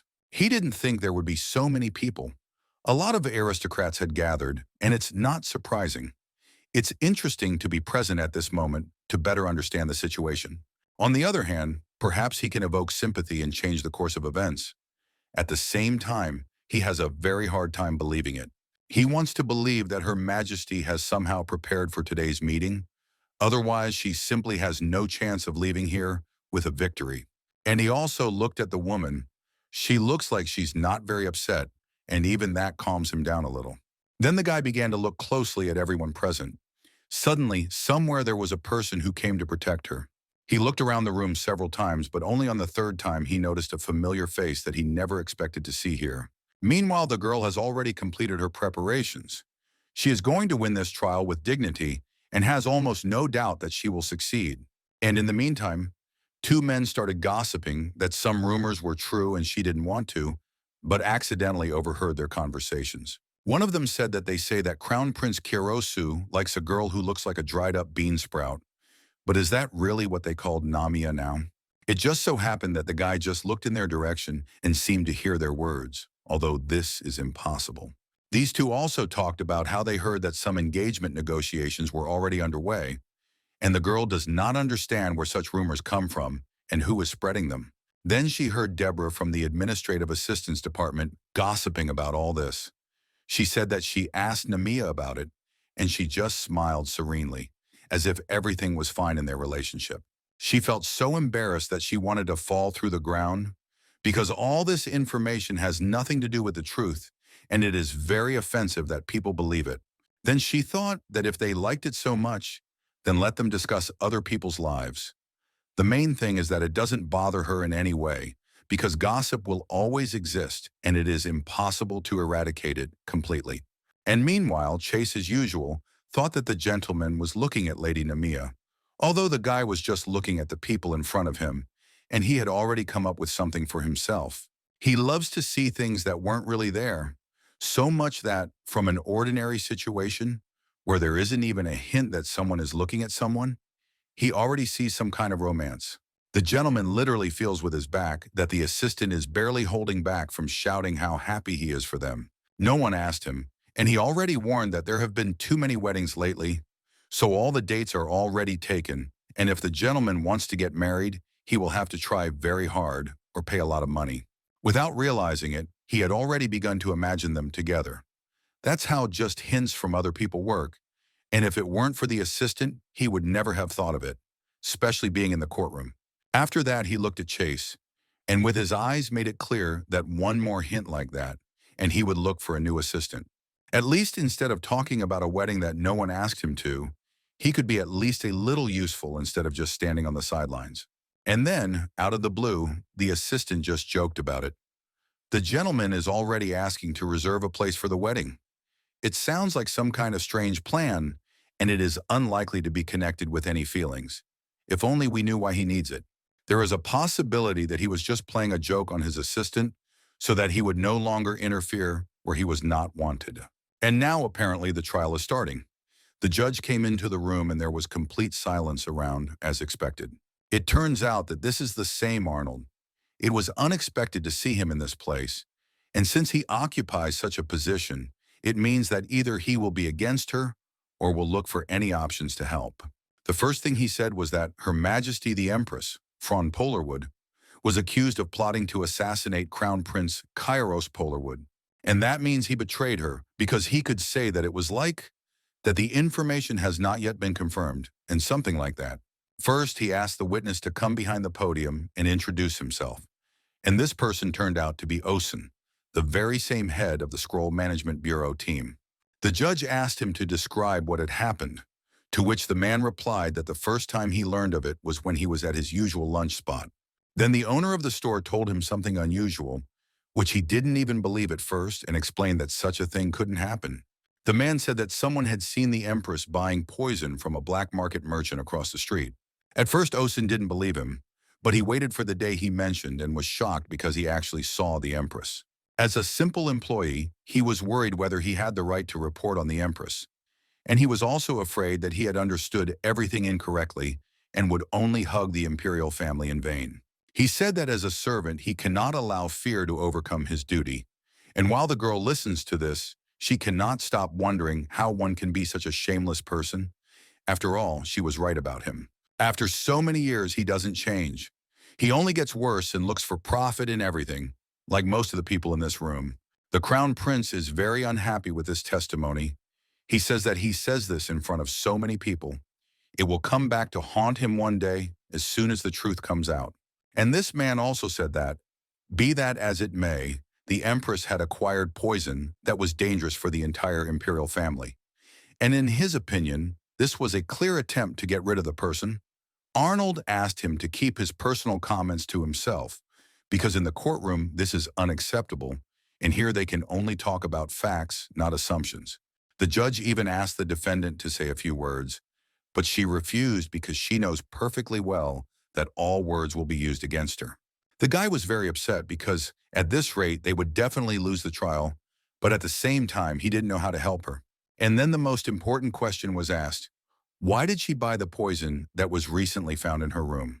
It is clear that in any case, she will have to answer questions, and you can also notice that she constantly looks back, right in the direction where Namiya is. It's strange that the girl is so far away. The Empress can't really see her. Maybe it was necessary. Meanwhile, that it was just a special operation. But even Arnold did not expect to hear this from her and asked for more details. It is desirable that she talks as much as possible, gives specific names, time and place. The Empress began pointing towards the Osun and asked if they hadn't figured this out before. She also added that she always went out only on weekdays, which meant that he could not possibly see her at night. The man immediately blushed and began to explain that he was not deceiving anyone. He had seen her several times. Moreover, he has a witness, the same store owner. And then the woman says that she never said that he was deceiving anyone. And then she said that she had a question for him. What could a civil servant do in that place during working hours, without asking anyone to leave even for half an hour? He started saying that his working hours had nothing to do with it, although everyone understood that everything was connected. Her Majesty is very confident. They obviously prepared in advance, and Namiya helped them remember how to speak correctly and what to say. Then she reminded everyone of the third article, its first point, which states that any member of the Imperial family has the authority to supervise civil servants. Then she mentioned the law on the Imperial Palace. A knight has the right to conduct an investigation into a suspicious person. Arnold does not understand what is happening. He does not believe that the Empress knows these laws in great detail. And that's not all. The woman added that although she was the Empress, she was still a knight of the Empire, so she had the right to conduct an investigation against him. The judge immediately thought that this was a very compelling idea. And now I understand why she refused to defend herself then. Now it sounds absolutely convincing, even too much. The guy is also sitting in complete bewilderment. How could Her Majesty remember all this?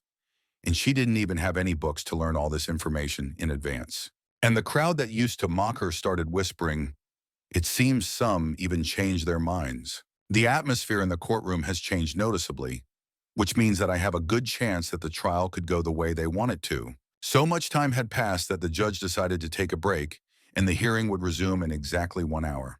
The Crown Prince was literally recently sure that Her Majesty would be put on trial immediately. But now he doesn't even know what the verdict will be. He is sure of one thing. Namiya definitely played some role in this. He's just interested in knowing why she needs to help the Empress. She could just sit at home and not bother. Nobody still understands how this woman was able to prepare so well. It's not like her at all. Meanwhile, the girl is calmly walking around the court grounds. She is trying to distract herself, but still remembers in the background how she recently negotiated with the Empress in the dungeon. She is very glad that she gave her the scroll that day. Thanks to this, she is absolutely calm and confident that everything will go well. Initially, she gave her a lot of documents that needed to be read. The woman was immediately horrified because she has a bad memory and she would never in her life, at the very least, even read them. She was sure that it was impossible, but at the very last moment, Namiya gave her something that would make all the information she saw or read very easy to remember. And also, this is far from all that these scrolls help them with. They can communicate with the help of thoughts while they are nearby, and this explains a lot. She didn't have to read only the information, but she did it anyway just in case and didn't regret it. The Empress could not even express her gratitude then because she wanted to say so much that it would take too much time. It's very good that no one has noticed anything yet. Only now a man has appeared on the horizon whom she hasn't noticed yet. While she was calmly thinking about her own, He crept up unnoticed and grabbed her hand so hard that she would definitely have bruises. It was terribly painful. He also spoke in such a nasty voice that I immediately wanted to hit him. She just looked at him and immediately remembered the very photograph that the Baron and his wife had shown her. This is the same Howard Olton. It's just strange what he's doing here, and how he recognized her so quickly. They've never even met before. She immediately called him a bore in a loud voice to attract people's attention and make him feel ashamed. After that, she asked him to let go of her hand because if he didn't, he would regret it very much. She is so disgusted by the sight of him that she can hardly restrain herself from asking someone to deal with him. She reminded him that she had initially given up on the idea of marrying him, but that didn't seem to stop him. And she also said that she left her parents' house, so she is not interested in what they talked about and agreed on with the Baron. The man decided to brag that he had recently bought the title of Baron, seriously thinking that her opinion would change, but he was very wrong. Now he asks her what she thinks about it, and says that he feels that she already really wants to become his wife. To which she replied that all he deserved was for her to vomit today's breakfast all over his face. He seemed not to understand that she wasn't even going to talk to him, let alone arrange a wedding, and was still holding her hand. After that, he couldn't take it anymore. He swung at her, and this moment, according to her feelings, lasted for a very long time. Namiya understands that she is powerless against him. She only tried to cover her head and did not even want to resist. At some point, Mr. Kiwan comes up to them, grabs this Baron by the hand and asks what is going on here. He doesn't like that they are making such a scene here, while a very important case is happening in court. After that, just in case the man didn't recognize him, he introduced himself as a former subordinate of this girl, so he believes that he has the right to protect her, even though they no longer work together. The guy is short, but he copes well with this man. He even felt ashamed that he can't push this child away from himself. Kevin doesn't want to spend too much time on this. He immediately made it clear that if someone doesn't want him to have problems, it's better to disappear from here immediately. That brave Baron immediately ran away from them, and the girl doesn't even know what to say now. On the one hand, she's very pleased, but on the other, it's very awkward, especially after they couldn't even say goodbye properly after work. Lucky that he was very kind to her. Even asked if everything was okay. It was very sweet, although maybe it was just common politeness that doesn't mean anything. This time his voice sounded so pleasant that she was even surprised that she hadn't noticed it before, since they were almost always together. Meanwhile, they became very awkward. There was a pause because no one knows what to talk about, especially on the court grounds. And also, they can't say goodbye because it would be weird, but they can't talk either because there are no common topics. Maybe they could have talked about something, but they were at a loss. But at the very least, they could have asked what new things had happened to each other since they had last seen each other. Or discuss what they thought about today's meeting. The guy accidentally noticed that she was somehow not the same as usual. He feels that it is better not to stick his nose where he is not wanted, but he still really wants to know what happened and why she is not as energetic as he is used to seeing her. Finally, she was able to come up with a topic for conversation, asking how he ended up here, because before she thought that he had returned to his home country, to which he replied that he had simply run away and tried not to tell anyone about it, but she did not expect to hear that from him. After that, she thought that it was better not to ask unnecessary questions, because if he wanted to tell something, he would definitely tell it. When it was time to say goodbye, for some reason, he decided to ask her at the end if she was planning on getting married, and this is the strangest question she has received in a long time. She immediately told him that it was a rather personal question, but since he had asked and helped her just now, then so be it. She would answer him, Namiya is not against the marriage itself. She just always wanted her husband to be someone she truly loves and believes that money should not be the reason for a relationship. The girl thought that the strange questions were over for today. But no, he asked her now. What about the wedding with the crown prince? Only she didn't quite understand why he was asking about it, as if he was trying to bring them together. Kiwon once said that in his home country, it is common to talk about a hypothetical marriage with someone from the ruling family. It is something like discussing a horoscope. And then she thought that if we are talking about Prince Kiros, then if it were possible, most likely, she would gladly become his wife. And that means she likes him. Although if the girl only knew who she said this to, she would probably just keep quiet. Then she added that these were more dreams than real plans. The guy didn't even have time to answer anything as the bell rang. And that means the trial is about to start and it's time to go back. Because those who are late are usually not allowed in. Finally, she thanked him for helping her and said that she would be very glad to see him again. As soon as the girl left, he immediately felt uneasy. Some strange feeling appeared, as if he didn't want her to move away. But he didn't notice anything. How much his face turned red. It's just strange that if he suddenly liked her, he talked to her for the crown prince, and not for himself. While there was no one else on the street, he remained here alone and seemed to be thinking very seriously about something. Namiya is already walking into the courtroom and wondering who even let that man in here, and how dare he attack her. It is quite possible that this could be the revenge of the Baron, her uncle, because they can't anger her in any other way. The girl knows these people very well. They are not the kind of people who will give up just because of renunciation, and that man is no different from them. If it weren't for Kavan's help, I don't even want to imagine how it could have ended. And it wasn't obvious that people were worried about her, when suddenly, out of the blue, someone called her from around the corner. At first, she didn't even understand who it was, and then she took a closer look and saw Osan, the leader of the team that opposes the Empress. It's strange that he has something to talk about with her. In the end, he persuaded her to go outside.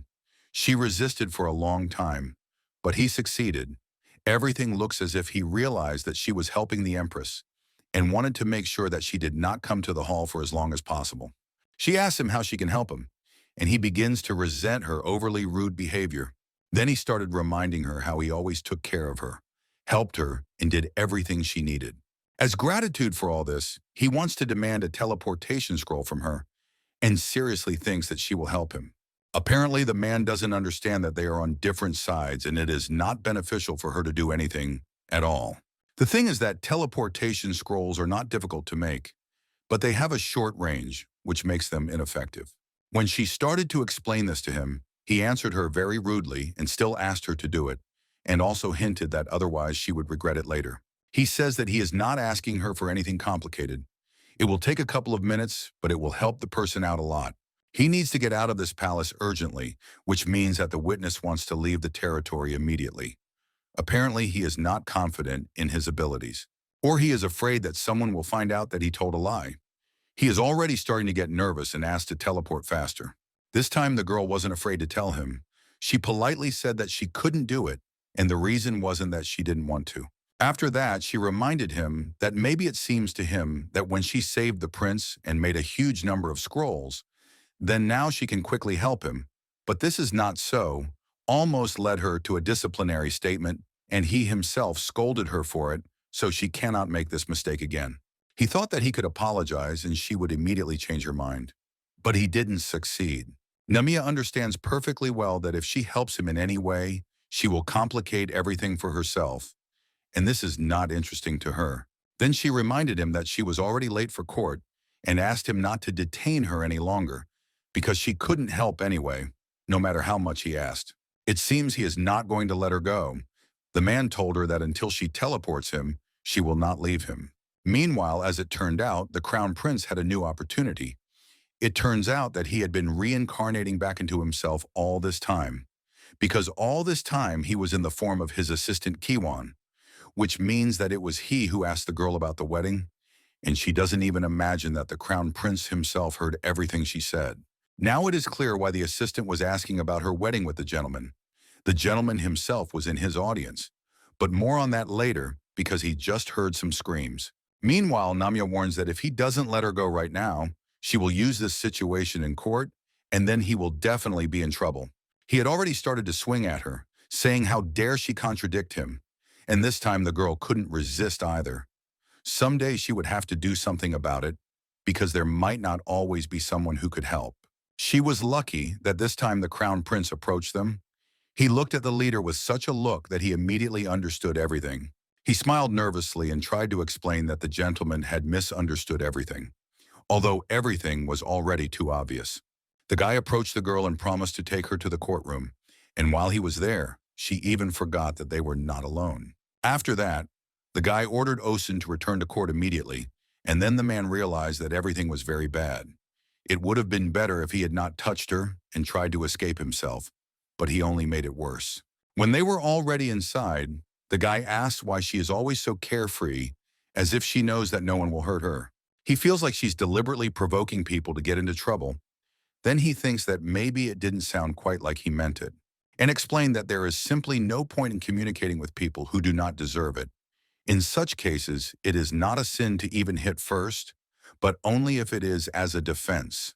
And he also really wants to tell her that she should learn to value and respect herself and not let others waste her precious time, especially when she already has so little of it.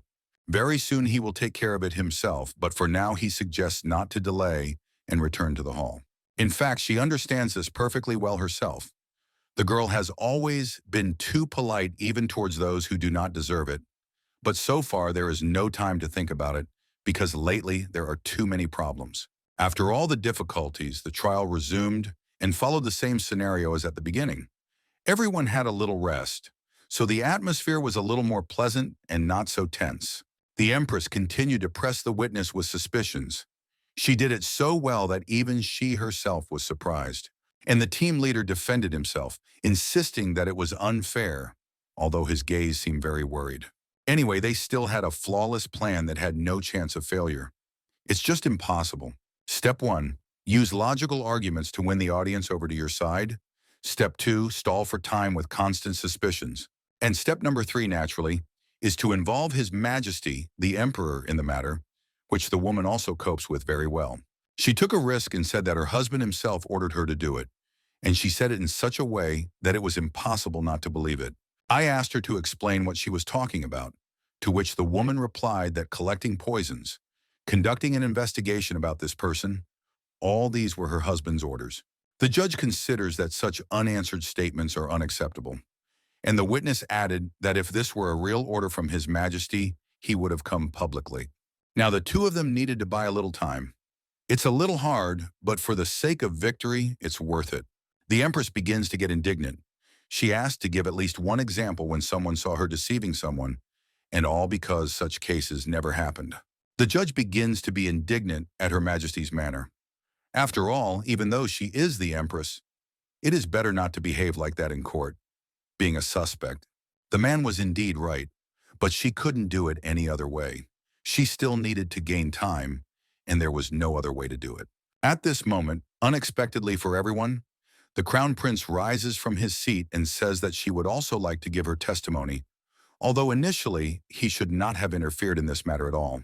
For some reason, he looked intently towards Namiya, while behaving very calmly and restrainedly, as if he knew for sure that it would be better this way. He began to say that concerning the Empress, the actions of the front polar wood, which was indeed by order of His Majesty. As soon as he said this, the Emperor appeared in the hall at the same moment, although no one was expecting him there either. This means that something interesting is starting. It is difficult to even imagine why he came and what he will say, and most importantly, against which side. To begin with, he began to be indignant about why the Imperial court was taking place without the Emperor, and asked who could have allowed this to happen. Then he looked towards the one who was speaking out against his wife, and hinted that he would regret it very much.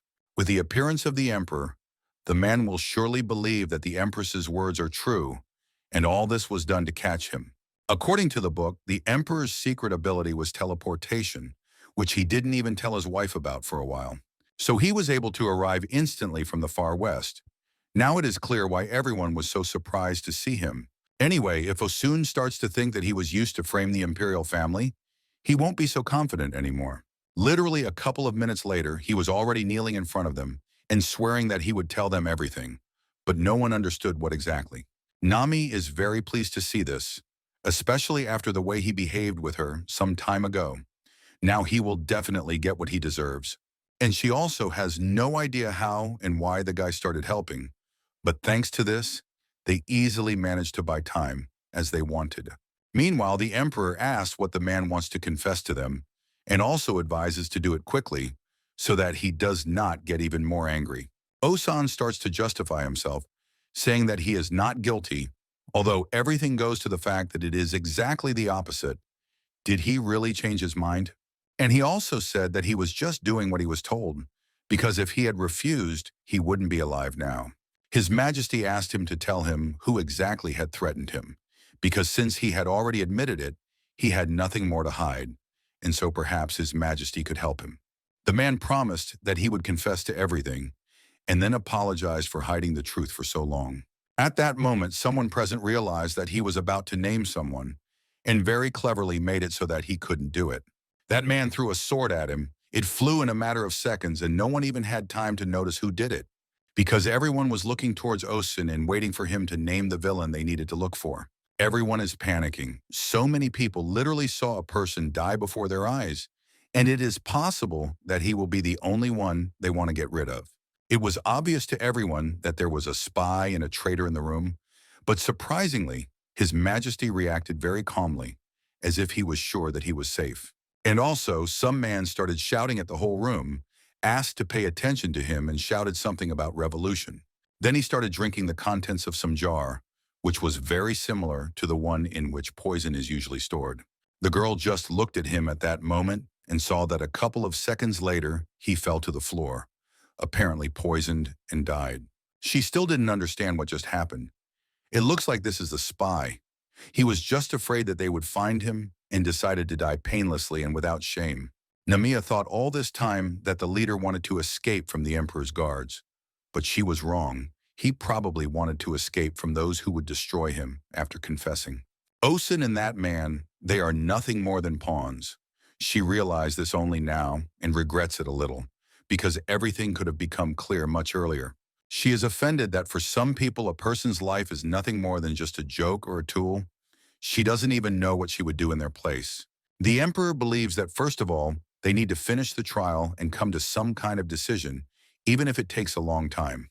From that moment on, he forbade all those present to leave the hall, and at that very moment, guards appeared at the doors to control everything. His Majesty also asked to block all exits from the court building so that even if someone tried, they would not be able to get out. In the end, they decided to postpone the court hearing to another day because everyone was too tired after that. The Empress was cleared of charges due to insufficient evidence and the death of a witness, which is why she was incredibly happy, even though she did not expect such a turn of events. Everyone present at the trial was searched. It was very slow, but everyone understood how important it was, and they kept silent and endured. At some point, one of the guards said that the Empress wanted to see Namiya, and she was waiting for her in the next room. When she was told this, she expected something like this: an award ceremony, a nice conversation, or something like that. But everything turned out much better. She was invited to a family dinner, which was a great honor and incredibly pleasant. Everyone was smiling, sharing their emotions, laughing, and of course, it was impossible not to notice how the Emperor and Empress missed each other. Keros is very happy to see his parents after so much time together, but as usual, he doesn't show it. Nami began to offer various snacks. She felt awkward, so she hardly touched anything, although she was very hungry and would have eaten half of everything that was on the table without any problems. And in the meantime, the next day has come, and today everyone is in for a little surprise that no one even knows about. Everyone was calmly doing their work. Some even managed to quarrel, when suddenly two people heard someone walking towards them down the corridor, although everyone was already here. The door opens and the head of the tower enters, who was supposed to return much later and no one was expecting him. He said that it was a small surprise, and he was also interested to see what they were doing here without him and whether they were sitting around doing nothing while they had the opportunity. Of course, everyone is incredibly happy to see him. It even brought some to tears. The relationship between them is so good. They thought he would talk to him a little, but the man was so tired that he moved everything back, and they understand him perfectly. Everyone was so curious to know how he was doing that some started asking questions as he walked to his room. The owner responded by hinting that he had no strength at the moment, and everyone was so bored that they ignored these words. In the end, he asked not to be disturbed for at least a few hours, and preferably until the next day. And also, you can notice that when he turns to them, he has one face, and when no one sees him, it's completely different, as if he has some bad news that he is in no hurry to tell, so as not to upset anyone. He thought that he would not want to get involved in any business, but quite by chance he noticed a letter on the table, and as it turned out, it was from the Crown Prince. It was a letter of gratitude that the guy sent a long time ago. When the girl saved his life by creating a lot of scrolls, the man found out about it and thought that such a talent should not be wasted, and he decided to definitely meet this girl in the near future.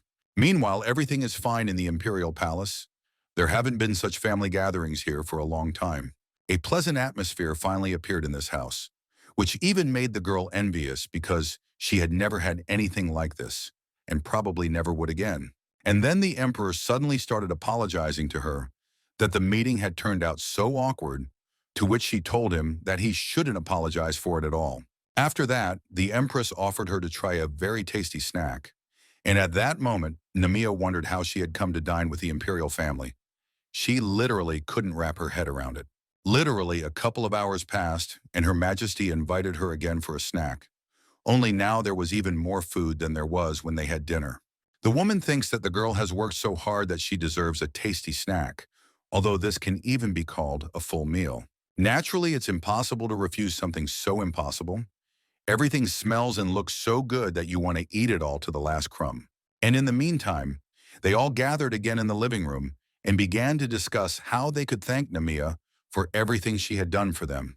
Because if it weren't for her, it was unknown whether they would ever have been able to gather like this and also regain their authority among the people. On the one hand, the girl understands that she deserves it, but on the other hand, her conscience does not allow her to say what exactly she needs. She felt very awkward, but at some point Namiya couldn't hold back and started everything from the very beginning, she told. That in fact she has a huge problem, and the only thing she dreams of is to see her father again. If it is at all possible, because nothing else will make her happy. Her father is the most precious thing she has had and has in her life. And if it is still possible to see him, she will be very happy if they help her with this.